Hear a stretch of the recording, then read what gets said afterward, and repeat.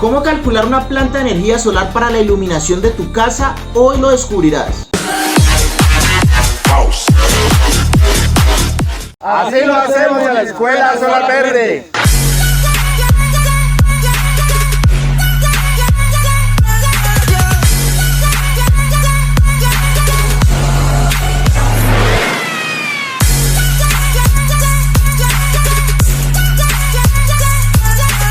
Energía solar.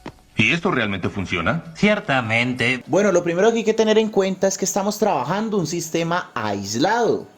Esta planta solar para iluminación va a ser alimentada por medio de los rayos del sol. Vamos a tener un panel solar o un grupo de paneles solares que van a convertir los rayos del sol en corriente eléctrica.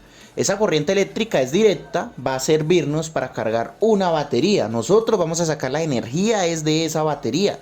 El panel solar a través del día va a funcionar muy variable.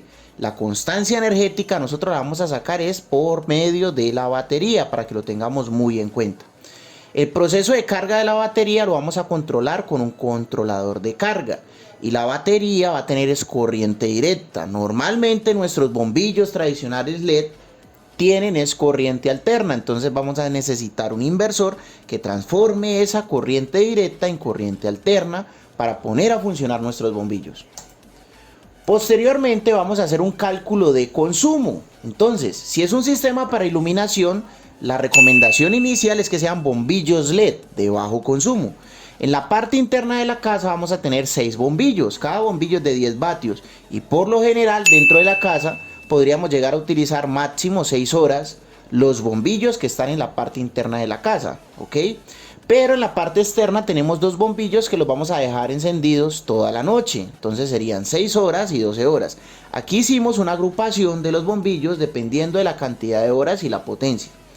Cuando multiplicamos 6 por 10 por 6 nos da un consumo día de 360 vatios. Cuando multiplicamos 2 por 10 por 12 nos da un consumo día de 240. En una sumatoria tendríamos 600 vatios de consumo en estos bombillos que estamos utilizando para iluminación. Muy bien, vamos a aumentar ese consumo en un 30%, pues para poder tener en cuenta lo que se llaman las pérdidas. Entonces, para aumentar un 30% multiplicamos los 600 por 1.3 y nos da 780 vatios de consumo día. La variable se va a leer de esta forma, 780 vatios hora día, que sería nuestro consumo teniendo en cuenta consumo de los bombillos y el factor de seguridad para estar por encima del consumo normal. Hay que determinar la tensión del sistema, el voltaje del sistema en corriente directa.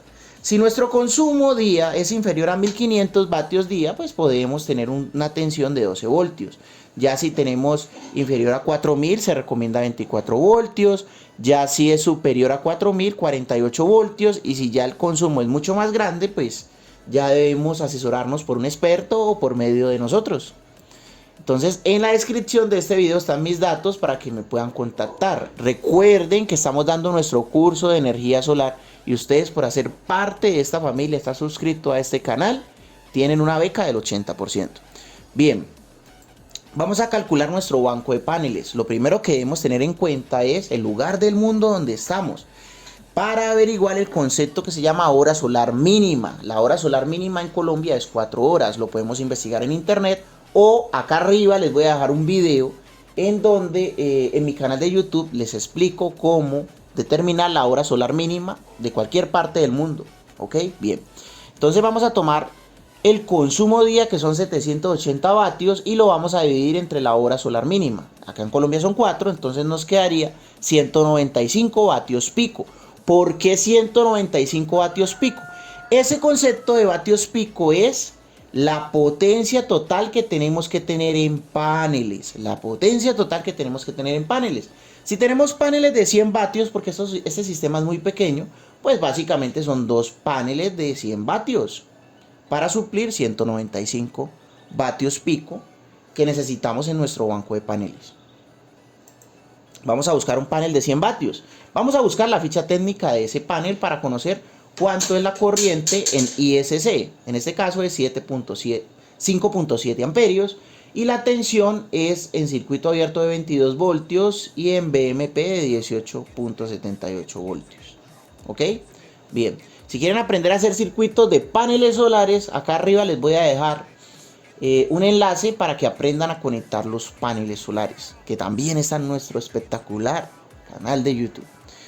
Para seleccionar el controlador de carga es muy sencillo. Como estamos trabajando a 12 voltios, pues buscamos un controlador de carga de 12 voltios. Como el sistema es tan pequeño, podemos utilizar la tecnología PWM. Y por acá también les voy a dejar una descripción para un enlace de uno de nuestros videos donde van a poder entender la diferencia entre controlador PWM y MPPT. Como este sistema es tan pequeño, pues vamos a utilizar un PWM. Leemos la ficha técnica del controlador y nos damos cuenta que a 12 voltios nos puede soportar hasta 360 vatios pico en paneles. Y como nosotros tenemos dos paneles de 100, pues 100 más 100, 200. Entonces, ¿qué significa eso? Que pues nos puede aguantar este controlador de 30 sobrados 200 vatios en paneles porque puede aguantar hasta 360. Ya sabemos que necesitamos dos paneles de 100, ya sabemos que necesitamos un controlador de 30 amperios PWM. ¿Qué inversor nos sirve? Bueno, pues hay que tomar todo lo que vamos a conectar a este inversor. Por lo menos, si vemos en el ejercicio, tenemos un total de 8 bombillos. Y si cada bombillo es de 10 vatios, pues multiplicamos 8 por 10, son 80. La idea es que el inversor como mínimo nos pueda soportar el doble de la necesidad de lo que vamos a conectar. Como vamos a conectar 8 bombillos de 10 vatios, tenemos un consumo total por hora de 80 vatios. Entonces, en teoría debería ser un inversor de 160. Pero pues si tenemos la oportunidad de comprar uno de 300, compramos uno de 300. Analizamos la ficha técnica para conocer todos los datos. Por lo menos este tiene una salida USB también. Es un inversor muy interesante, muy económico, demasiado económico. Es un inversor de onda modificada. En la descripción acá arriba les voy a comentar cuál es la diferencia entre onda pura y onda modificada. Básicamente los inversores de onda modificada se utilizan para estas cosas tan sencillas como iluminación LED.